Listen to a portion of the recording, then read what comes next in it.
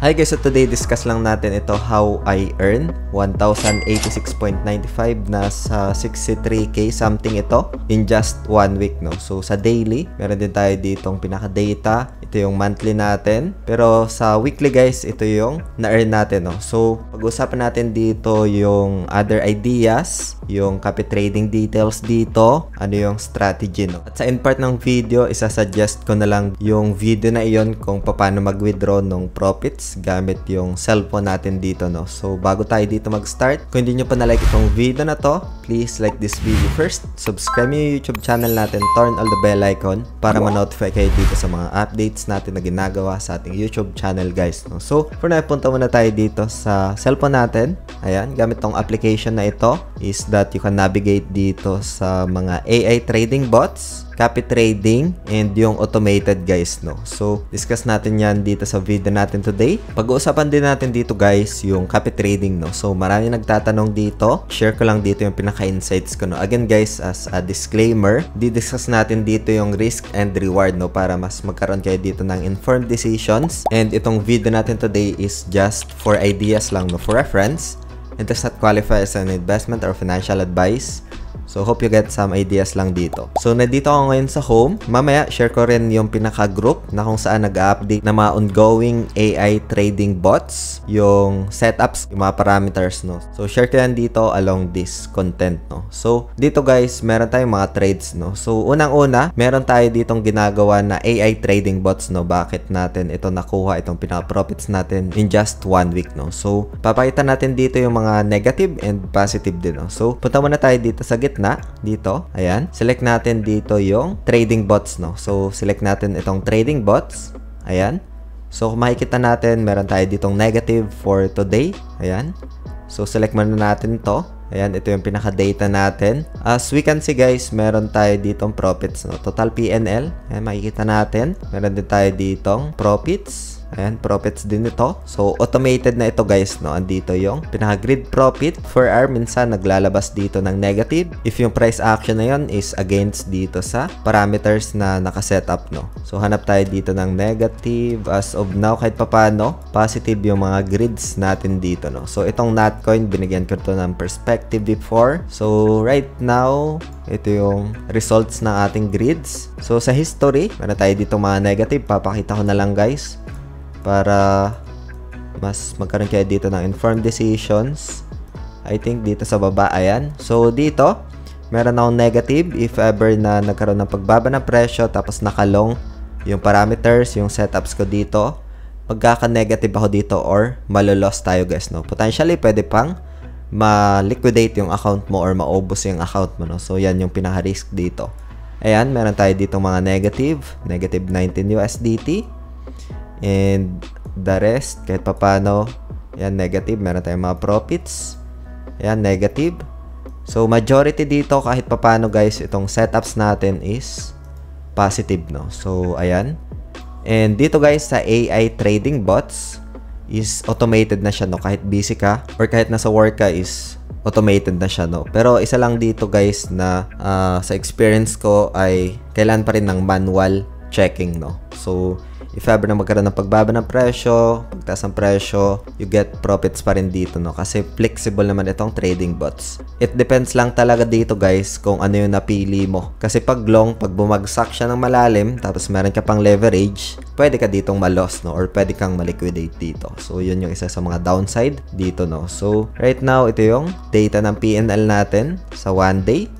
Ito yung weekly natin. Ayan, kung makikita nyo, merong spike na nangyari dyan. So, meron tayong profits dyan. Ngayon, punta muna tayo doon sa other options pa guys, no? Itong strategy na ito is, I would say, intermediate or experienced trader.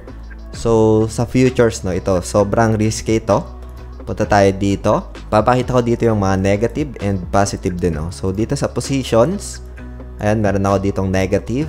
Ito kahit papano, positive tayo. May negative ako dito. Pero nakaset na dito yung take profit tapos yung stop loss, no? In case na magkaroon ng pagbagsak ng presyo, mag-against sa bias ko yung price action, ay mamitigate yung risk natin dito by using this stop loss, no? So, yan, meron tayong mga profits. Ayan. So, for now guys, discuss ko na rin yung copy trading. Marami nagtatanong dito. Again guys, sa copy trading, risky din ito, but please manage your risk. Risk management is very important dito, no? So, punta lang tayo dito sa may copy trading ito. So, select lang natin ito.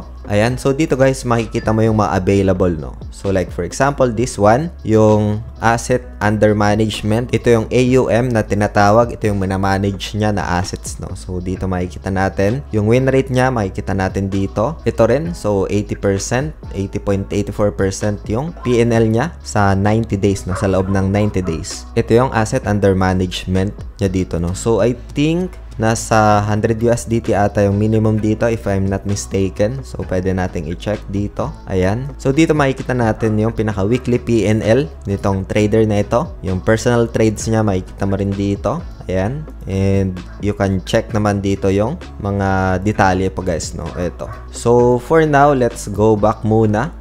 Sa end ko naman siguro lalay ko na lang yung pinaka-profile ko dito. Ayan. And I recently started lang dito. Ayan. So makikita nyo dito yung mga negative ko. Yung ongoing. Ayan. Yung pinaka-history. So makikita mo dito yung mga negative. Yung positive. Ano yung nangyari ng mga trades dito. Performance as well. Ayan. Yung pinaka-weekly profits. Yung mga negative. Ayan, yung stats, yung win rate. So, makita nyo dito. Ilalay ko na lang sa description ng video na to yung official link na ito guys, no? So that you can check. So, for now, let's go back. And pag-usapan naman natin dito guys yung trading bots na automatically you can copy trading bots, no? So, dito lang yan. Dito sa pinaka-group natin, dito. So, meron tayo dito mga updates, mga share na bagong created strategy na grid. Again guys, ito is just for ideas lang, no? Ayan. As well as yung mga daily combat, hamster combat dito. So ito meron tayong shinare kahapon. Ito.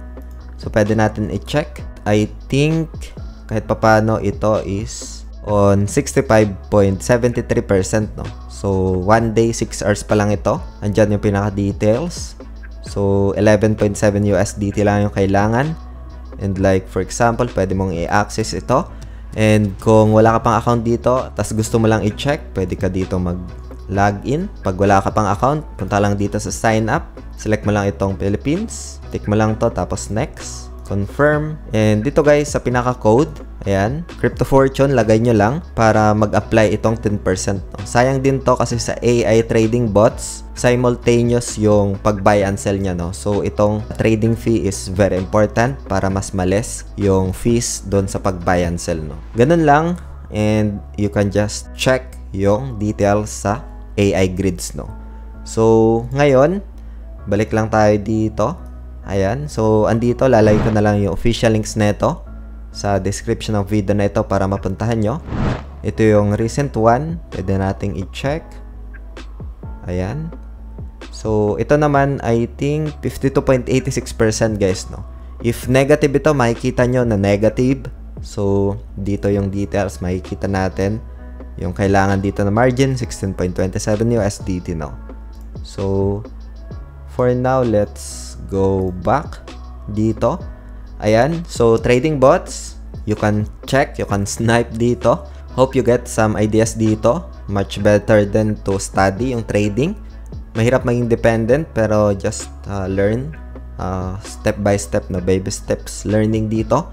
And for sure, you can benefit naman yan in the future once you fully understand how it works. Disciplined, risk management, patience is very important dito in crypto space, no? So, yun lang for today guys. Hope you get some ideas dito sa video natin today.